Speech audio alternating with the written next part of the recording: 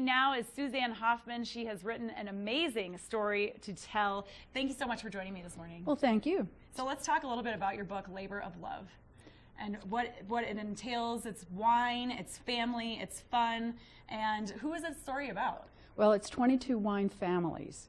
So they're all located in Piemonte in the northwest part of Italy.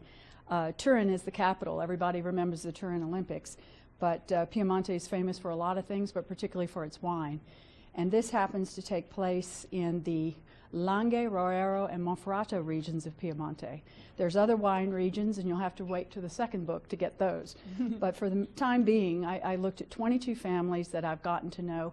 I've been traveling to this region for over 17 years.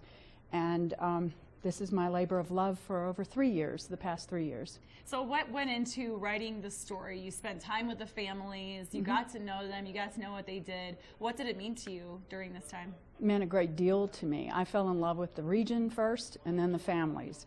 It all happened pretty close in time. I started in March of 13 after having made my first trip to Piemonte in 1999, but March 13 is when the book project actually began. And I thought I'd start with the 8 to 10 families that I knew at that time. And that grew, and it grew. And we have 22 families who have chapters, but there's many more families who are mentioned in the book. And these are beautiful photos of Piemonte, and are these areas that you traveled to and from your book as well? Absolutely. These are all photos from our photographers. It was a father, daughter, son team. Pierangelo Vacchetto from Alba and his daughter Elisabetta and son Eugenio. They did all the photos, and they did a phenomenal job, as you can Yes, see. Absolutely. What inspired you to write this particular book? I needed a legacy. I have no children, and I said, what am I going to leave behind? And I love these families, and their stories had not been told.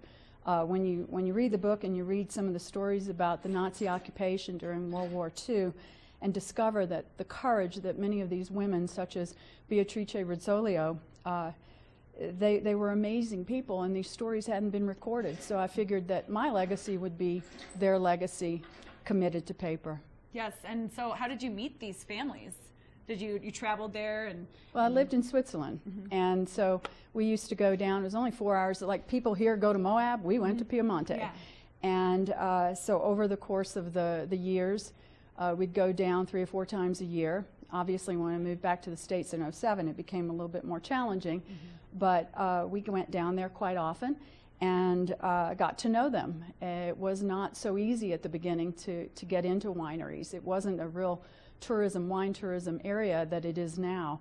And hopefully the book will contribute to helping people find these families and find their way in Piemonte and realize that there's a lot more there than just a few wines that are quite famous, but also these people that are just amazing. So how many generations have these wineries been around? I'm sure it varies, amongst families. But it varies because really Piemonte that we know today was born post-World War II.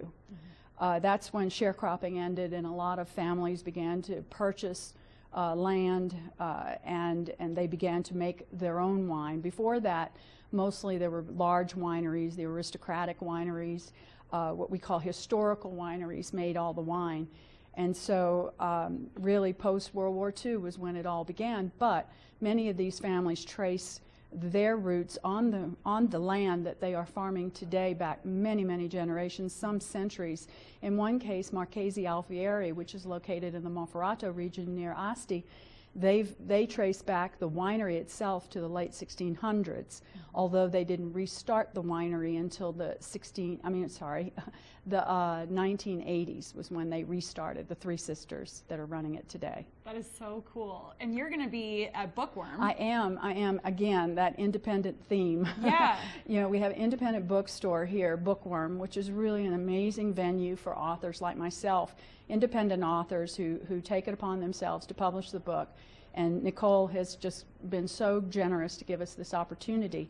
And so we'll be talking about the book on Thursday at 6 o'clock. There will be snacks, an aperitivo. And thank you very much to Steve Lewis of Juliana Imports and Zach Locke of Old World Wines, who have donated wines that Riverwalk will be pouring. Jared Osborne will be walking around and pouring the wine and Sounds like a lot explaining. of fun. Yes, it'll be very, so they very can nice. come visit you on Thursday. On Thursday. And also you have a website that they could go I to. do. I do. It's winefamilies.com. And you can follow along. And the book it is already available at Bookworm for those that want to get a little preview.